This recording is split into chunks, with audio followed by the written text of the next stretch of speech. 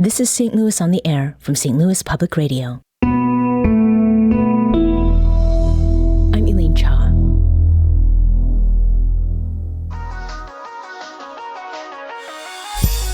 The St. Louis Zoo consistently ranks among the top zoos in the U.S. and in the world. And in 2027, it will open its WildCare Park, a safari in North St. Louis County that offers visitors another way to appreciate, interact with, and learn about endangered animals. St. Louis WildCare Park Director Sabaris George joins us now to talk about plans for this anticipated zoological addition to STL. Hello, Sabaris. Hello, how are you? Very well. And we also have Martha Fisher, St. Louis WildCare Park's General Curator. Martha, hello to you as well. Hi. Welcome to you both and Happy New Year. Happy New Year Happy to New you. Year. So let's begin with the residents. So while some animals call the space home already, the rest will be arriving in 2026 before the WildCare Park opens to the public in 2027. And we're hoping that that will be March 2027 so that you can be open through the summer. And then from there out, you plan to be open year-round. So Martha, as of late November, you had 34 animals. Where did these animals come from, and how many will there be when the park opens to the public? Yeah, actually, we have 38 now, so the numbers have changed even since we sent those to you. So most of the animals that we're getting are coming from other accredited zoological facilities around the country. We work cooperatively with other zoos that are in the Association of Zoos and Aquariums, and we work together to build these populations to be strong and genetically healthy. Mm-hmm. So those 4 additions, among them, there was one that happened in November. It was a delivery right here. Tell us about Jet and what makes this birth worthy of special note. So Jet was a very special delivery. Jet is an Asian elephant born at the St. Louis Zoo to an elephant that I worked with early in her life, Jade. And so really proud of Jade and all the great work that she's done as a mother, and also of the elephant team who helped bring that birth to happen successfully. So again, they worked really closely with the Association of Zoos and Aquariums to make that a successful birth. And it was through artificial insemination? It was the first time we've done artificial insemination at the St. Louis Zoo with Asian elephants, and it was successful. Right. How did Jet get his name? I believe the animal care team named him. They did? Okay. Yes, it is sort of in a theme of gemstones that ranges through his family. His great-grandparents were Onyx and Pearl, and then, of course, Jade, his mother, and now Jet. So as far as what is guiding the selection of the animals, what are the standards by which you are making these choices? And there are at least 5 species at the park now? There are, we have 6 now. The very first thing we look at is selecting which animals will thrive in Missouri's climate, because as you know, we might have a really hot day and humid day in the summer, or we might have 12 to 15 inches of snow this weekend. And so we have to select our species to do well in our climate. And then after that, we start to look at, which animals are the most endangered. We definitely want to provide our very valuable spaces to those species that are most in need. Species are going extinct at an alarming rate around the world, and so we really want to use our spaces at WildCare Park to help where we can to conserve species. And what species specifically are we talking about? We are specifically focusing our space right now on ungulates or hooved mammals, so anything that has a hoof. Right now we have 6 different species of ungulates, ranging from antelope to wild equid to wild cattle. And why is it that these ungulates are suffering in the way that they are as far as numbers go? I think their situation is the same as with many species. They're losing habitat at a rapid rate. That might be to climate change or to the growth of the human population. And most of these animals live in vast areas across vast grasslands where they need to move and migrate to find grass. And those large spaces are just not as available anymore. Right. Well, available spaces, the St. Louis Zoo is, as we mentioned in the intro, it's very renowned. nationally and globally. So, Sabaris, why add a wildcare park? And how will this zoo complement what is already offered through St. Louis Zoo in Forest Park? Well, we'll be one of the few zoos that have a safari park within 30 minutes of the other campus where the other zoo is. It's a vast park, like you say. It's 425 acres. That allows us to do a lot of things on that campus. But one of the main things and one of the main ideas to developing that campus was the conservation piece. And like Martha said, we want to be able to make sure that we're conserving the animals. So that's an obligation that zoos have. Right. And then once we do that, we also want to complete the obligation circle, which is to educate the public and also entertain the public too. So out there, we'll have many things to educate and entertain our guests when they come out. And as I understand, you moved to St. Louis from Detroit just in February of 2024 to launch the safari park. Is that the proximity that you talked about and the distinctiveness of this zoo with a safari, was that part of what drew you to this job? It is. Once I interviewed with the team, Dwight Scott and I, the CEO, we had a conversation. It didn't seem like an interview. It was a conversation just to see, what each of our philosophy was in really operating the campus. And pretty much it's almost like we have similar DNA within us because, we have similar thoughts in operating a campus. And this is something that will be very historic for the St. Louis area, and especially for North County. We will, we'll bring jobs to that area. We'll bring a significant economic impact to that area. And then bringing a safari to St. Louis is incredible. St. Louis is surrounded by 8 states. And I believe, and we all believe, that it'll be a destination where 60% of our population or attendance will come from outside St. Louis County. So it will be a draw to those outside as well. Oh, definitely. With some of the amenities that we have, you'll be able to have weddings out there, corporate events. And who wouldn't want a wedding or a corporate event while you're eating? A giraffe is peeking its head over the railing at you. And it's a totally immersive event or situation that you'll be in when you're there. So that actually gets to a question that we got from Jerry on Facebook. Can people pet the animals at the WildCare Park? We will have behind-the-scene opportunities to get you up and close to the animals. I wouldn't necessarily say it's petting. It's if the animal wants to get close to a protected area. For those behind the scene at times, you may be able to, under the guide of a keeper, reach out and touch a rhino. But that was, like I said, that's behind the scenes, and that's kind of an offshoot of the normal safari tours that we'll give. So as far as the things that you've mentioned, and maybe some of the other things that you've not yet gotten to, Mindy asks, what kind of experience will it be? Will there be walking tours, drive-through only? And will there be an opportunity to feed animals as well? So those are great questions. And yes, so where we differ from a lot of safaris is we will put you inside of a vehicle. It's not a drive-through safari for you, but it's a drive-through safari where we do the driving. And we'll put you on a vehicle and we'll drive you within the confines of the safari. So give you a for instance, one safari is 100 acres. And think about this. Forest Park Zoo is 95 acres. So just one safari is 100 acres, and we'll drive you through that. And the only thing that separates you and the animal is a pretty tall, beefy truck and nature. That's it. Yeah. And then the other one is a 63-acre safari that we'll drive you through. And then there's also a walking safari, which will have perimeter fencing, and it will also have a cover over the top. But you'll be inside with the animals, and you'll be able to walk through. As far as feeding, we will have opportunities once again behind the scenes, and there will be a giraffe feeding deck.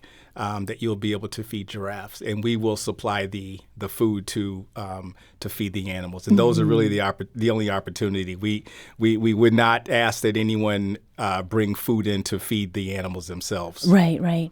So, Martha, the animals then is part of the work that you and your colleagues will be doing, getting them kind of accustomed to being in the presence of human animals? Definitely. So we have already started acquiring animals now just for that reason, because we do need to give them time to become accustomed to vehicles driving through their safari with them.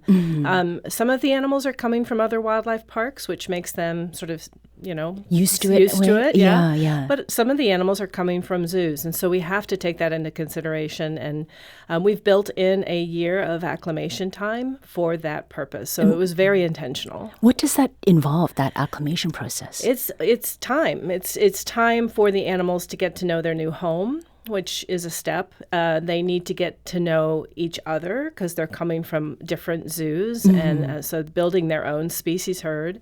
They also have to get used to other species. So we're taking multiple species and mixing them together in a very large space. But that takes a little bit of getting used to for some animals as well. And then you add the human component, which is a whole other thing that they need to get used to. And so it just takes a lot of time and careful planning. And our animals are incredibly adaptable, and they have a lot of space, so it should work out really well. Is there anything in particular that you look for that indicates that there's a good group dynamic going on? Within a species, we the animal care team they're experts in caring for these animals. And so they're also experts in animal behavior, and they're able to, it's hard to describe in words, but they're able to read an animal's behavior pretty well. We do our introductions, animal to animal introductions, very carefully. We talk about them ahead of time. We make plans, and we do them as slowly as the animals need us to do them. And that is something that will just be carried off, kind of wash, rinse, repeat again and again and again with each and every introduction we do. Right.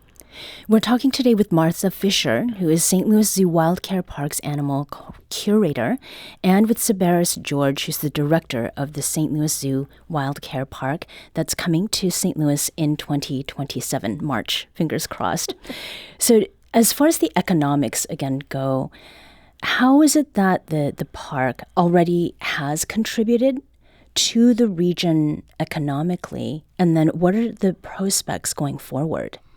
Well, we have hired consultants, and right now, over the next 10 years, the park will bring over $660 million to the north area of St. Louis County.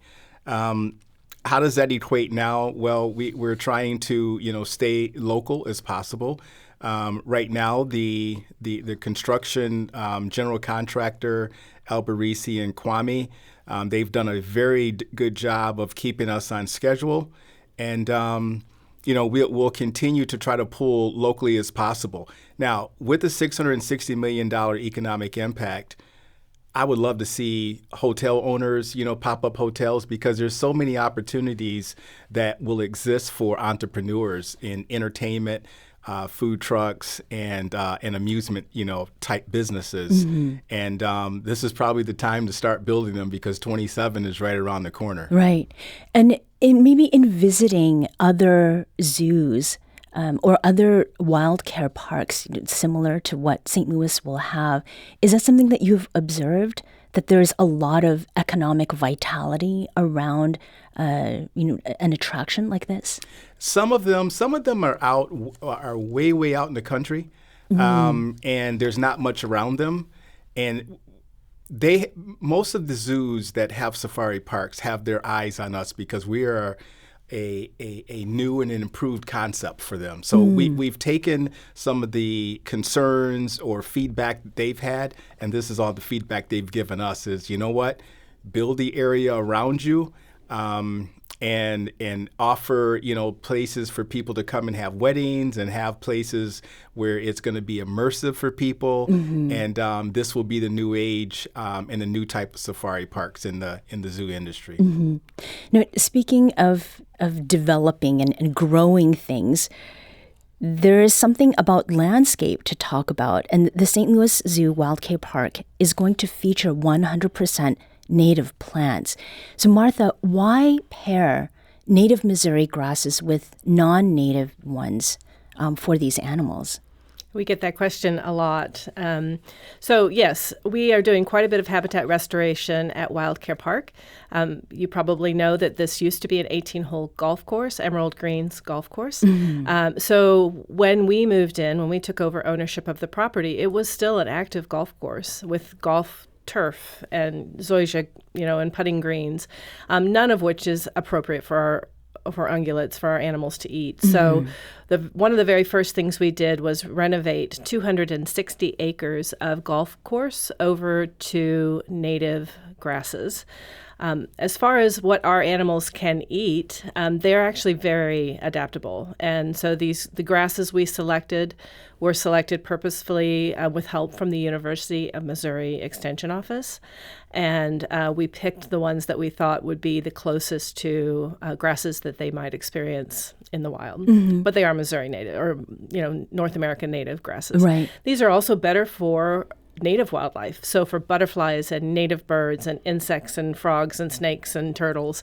And we care very much about those animals as well. We did an in-depth biodiversity study. It was one of the first things we did when we moved into WildCare Park because COVID prevented us from doing anything else, quite honestly. Right. And so this biodiversity study told us which native animals were living on the property at that time and where they were living. And it really did help us when we started developing the park. It helped us identify spaces that we felt comfortable developing. And there are some spaces where we decided not to develop because of the wildlife that was living there. Yeah.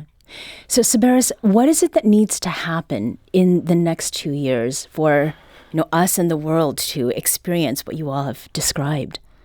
One of the things that I hope happens is the escalating cost of construction. That seems to be a pretty epidemic, a widespread epidemic that, costs are increasing. And, trying to slow those down would be helpful. And that's with a lot of industries right now that's going on. But the main thing is really it's hoping that, North County is, like I said, the entrepreneur in those areas really start to take a look at that and call me. I'll tour people around and give them the opportunity to see what we're doing. And once you come out there, you totally get it. You get excited. I've toured people and they've gotten emotional being out in nature, and it's just it's fantastic. And on that note, Martha, what is going to be most exciting to you personally about when the St. Louis Zoo WildCare Park opens to the public? Like, is there a picture or a scene that you have in your imagination? Oh, that's a good question. Yes. I mean, I think that it's going to be an amazing experience to take a safari car full of guests out into the safari pasture, to engage them in wildlife observation, wildlife spotting, binoculars in hand. They'll be watching the animals doing their natural behaviors. We'll be storytelling, talking about the animals, both in terms of folklore, but also talking about our conservation programs that are going on around the world. So that, car by car, safari truck by safari truck, I think one at a time we will engage our guests in loving the animals as much as we do and experiencing them in a safari-type experience. Martha Fisher is St. Louis WildCare Park General Curator, and Sabaris George is Director of St. Louis Zoo WildCare Park. Thank you both for joining us today. Thank you. Thank you.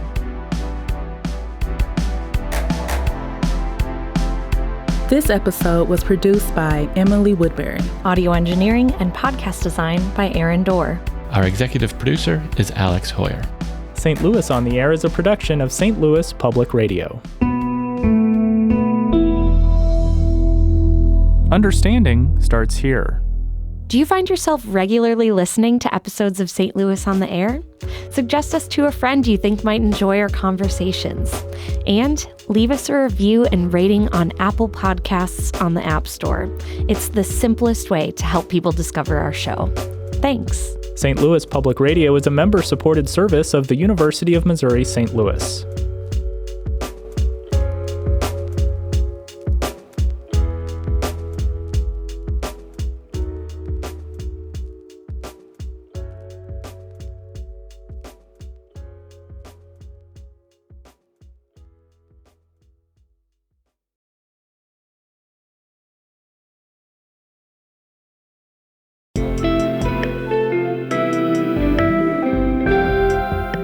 The Gateway brings you the day's news each weekday from around the St. Louis region and the state capitals in Jefferson City. Our schools are accredited. We don't need this bill. And Springfield. How many more years must pass before lawmakers see time is of the essence? I'm Abby Larico. Join me each weekday for The Gateway on the STLPR app or wherever you get podcasts.